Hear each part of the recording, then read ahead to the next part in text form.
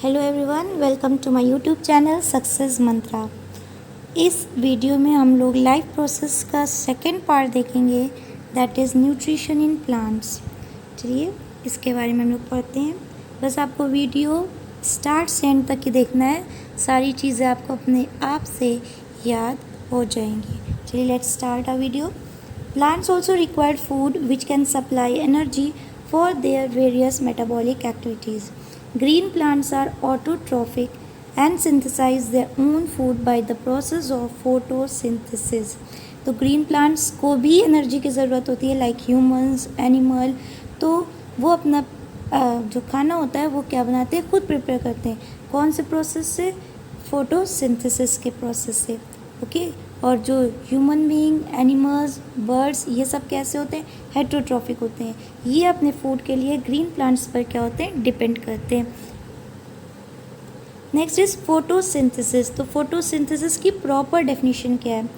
The process by which green plants, तो पहली बात आना चाहिए कि ग्रीन जो ऑटोट्रॉफिक होते हैं, मेक देयर ओन फूड, अपना खाना खुद बनाए, फ्रॉम कार्बन डाइऑक्साइड, किसकी हेल्प से? कार्बन डाइऑक्साइड की हेल्प से, and water by using sunlight energy in the presence of chlorophyll. तो कार्बन डाइऑक्साइड और वाटर प्रेजेंट होने चाहिए, और उसके अलावा और क्या क्या प्रेजेंट होना चाहिए? Sunlight energy and chlorophyll. अगर इन चारों में से कोई एक चीज़ भी कम है तो फोटोसिंथेसिस का प्रोसेस नहीं होता है, इज़ कॉल्ड फोटोसिंथेसिस। तो जब ये चारों चीज़ें मिलती हैं और फूड प्रिपेयर करती हैं ग्रीन प्लांट्स, तो उस पूरे प्रोसेस को हम लोग क्या कहते हैं? फोटोसिंथेसिस। इसकी एक केमिकल इक्वेशन होती है कि क्या क्या ज़रूरी होता है? CO2, H2O, लाइट, ये लाइट का है सिंबल, क्लोरोफिल। जब ये चार चीज़ मिलेंगी तो क्या बनेगा?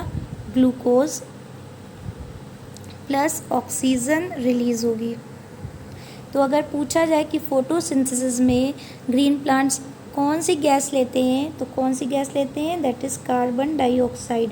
और कौन सी गैस रिलीज़ करते हैं? तो oxygen.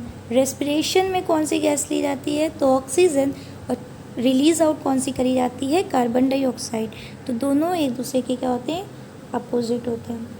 Conditions necessary for photosynthesis. तो इक्वेशन अभी देख करके समझ ही में आ गया होगा कि कौन कौन सी चीज़ें ज़रूरी है। सनलाइट होगी तभी फोटोसिंथेसिस होगा, इसीलिए रात में फोटोसिंथेसिस प्रोसेस नहीं होता है। क्लोरोफिल, अगर क्लोरोफिल नहीं प्रेजेंट है लीव्स में तो फूड प्रिपेयर नहीं हो पाएगा, फोटोसिंथेसिस प्रोसेस नहीं हो पाएगा। Next is carbon dioxide. Carbon dioxide अगर गैस नहीं लेगा तो फूड प्रिपेयर नहीं कर पाएंगी फोटोसिंथेसिस के प्रोसेस से। देन वाटर, अगर सॉइल में वाटर नहीं है तो भी क्या होगा? फोटोसिंथेसिस प्रोसेस नहीं हो पाएगा।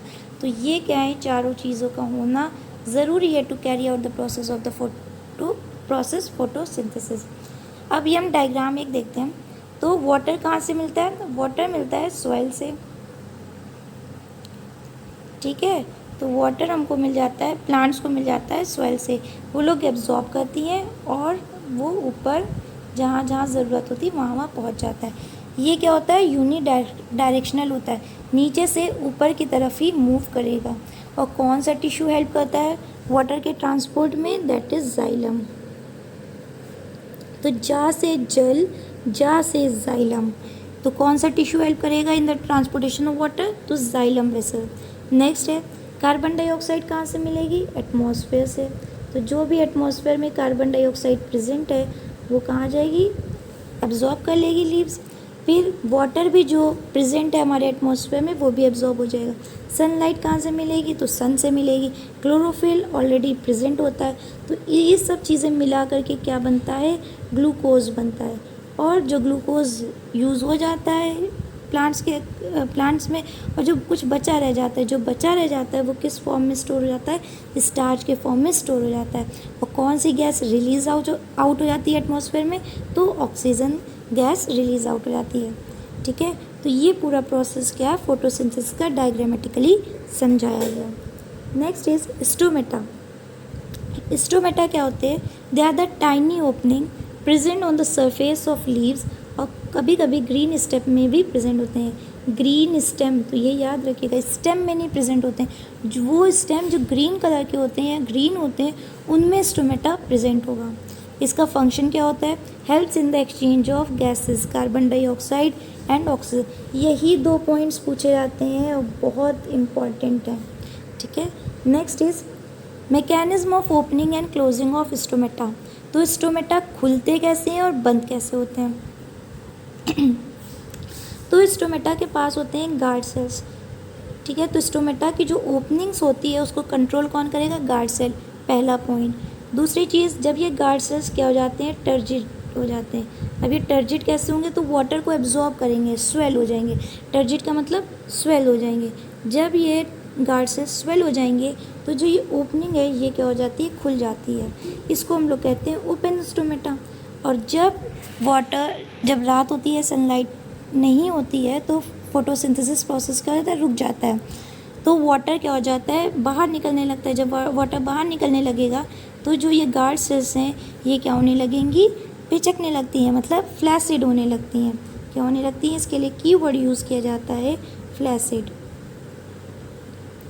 जब गार्ड सेल फ्लैसिड होने लगती हैं तो जो ये स्टोमेटा की ओपनिंग होती है, ये पोर होता है, ये क्या हो जाता है? बंद हो जाता है। तो इस तरीके से स्टोमेटा क्या हो जाता है? क्लोज हो जाता है।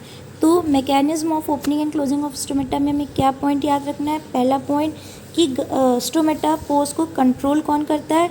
तो गार्ड सेल्स कंट्रोल करते हैं। टर्जिड कंडीशन कब होगी? जब वो वाटर को एब्जॉर्ब करेंगे। जब वो वाटर को लूज़ करेंगे तो क्या हो जाएंगे? फ्लैसिड हो जाएंगे। जब गार्ड सेल्स टर्जिड होंगी तो क्या होगा?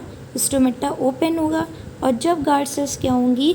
फ्लैसिड होंगी तो क्या होगा? स्टोमेटा क्लोज होगा। आई थिंक अब सारी चीज़ आपको क्लियर हो चुकी होंगी एकदम। अगर कोई भी डाउट हो तो आप कमेंट करके बताइए, वो चीज़ आपका डाउट क्लियर करा जाएगा। अगर आपको वीडियो पसंद आई हो तो प्लीज़ सक्सेस मंत्रा चैनल को सब्सक्राइब करिए ऐसी ही और वीडियोस के लिए, एंड वीडियो को लाइक करिए। Thank you for watching.